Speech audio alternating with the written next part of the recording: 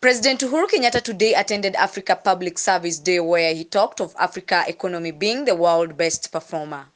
The event was attended by the Cabinet Secretary Monica Kobia and Governor Sonko, among others.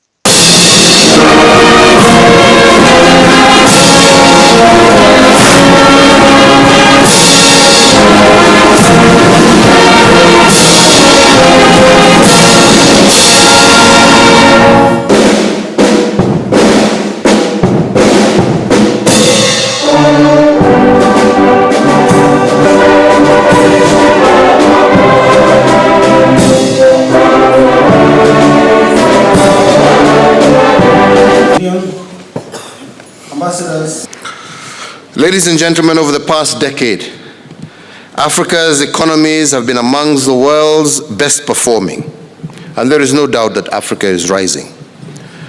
Spurred by the emerging generation of young persons whose vibrancy, innovation, talents, and ability to turn challenges into opportunity provides our continent with a platform for takeoff and sustainable prosperity. It is therefore incumbent on African governments to continue to provide, and indeed better, the enabling environment required for individual and national success as well as prosperity. This monumental task calls for unyielding commitment, clear and coherent vision, bold transformative leadership, and above all else, promotion of integrity and the working hard culture. At the heart of this quest lies responsive and committed governments supported by a diligent, well-motivated, and professional public service. Ladies and gentlemen, we as a continent have committed ourselves to finding uniquely African answers to many of our unique and complex challenges. Ours must not be to copy-paste solutions adopted in other jurisdictions, but instead, we must create answers that are tailor-made for the questions that Africa faces today and will ultimately face in the future.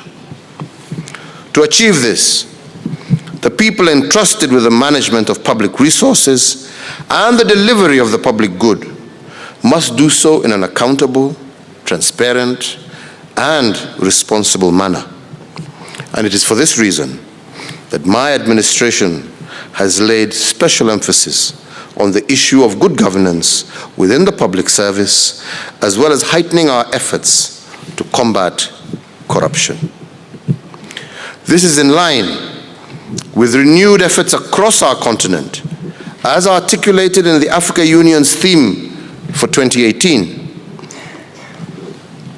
And I quote, "Winning the fight against corruption, a sustainable path for Africa's transformation," end of quote. I wish to recognize the role of our African ministers responsible for public service and administration, for the role they have played in the development and indeed the adoption of the African Charter on Values and Principles of Public Service and Administration. The Charter is indeed transformative. It gives us all a common perspective and approach for achieving Africa's aspirations of an integrated, prosperous, united, as well as borderless continent, and calls for member states to be accountable through periodic reporting. Indeed, it is evident that to achieve sustainable development, effective public service is critical. In this context, I take this opportunity to thank all our ministers for coming up with this charter, which is now being enforced. It provides common standards and norms for effective management of public service across our continent, and as such, is undoubtedly a great achievement. Africanization of public institutions began with the spirit of creating a sense of brotherhood and collaboration among all people of African descent, whether they lived inside or outside of Africa. At a basic level, it is a belief that African peoples, both on the African continent and in the diaspora, share not merely a common history, but a common destiny. This sense of interconnected pasts and futures has taken many forms, especially in the creation of African culture as one united Africa.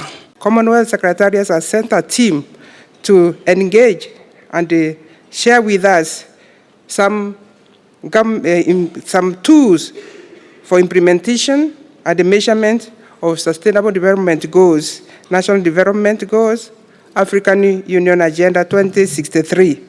Your Excellency, the tools are also appropriate for measuring and implementing the Kenya Agenda 4 on manufacturing, food security, universal health care, and affordable housing.